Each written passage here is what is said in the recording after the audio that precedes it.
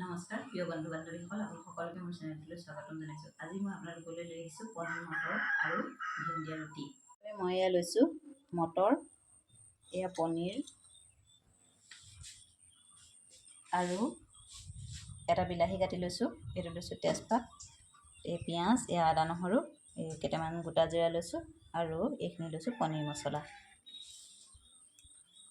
এয়া মই কেৰাহীত জোখমতে তেল দি লৈছোঁ। পনীৰখিনি নিমখ হালধি সানি মই অকণমান ভাজি লৈছোঁ।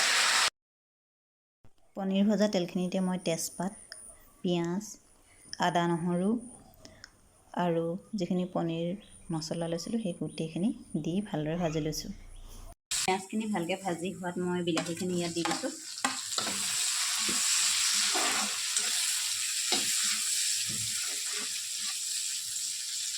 ভালকৈ লৰাই অকণমান নিমখ ছটিয়াই দিছোঁ। বিলাহীখিনি ভালদৰে গলি যোৱাত মই সিজাই থোৱা মটৰখিনি তাতে বাকি দিছোঁ। মই পনীৰখিনি তাতে দি দিছোঁ। ধনিয়া অকণমান কাটি থৈছিলোঁ, সেইখিনিও তাতে দি দিছোঁ। এয়া আমাৰ পনীৰ মটৰ ৰেডি হৈ গ'ল।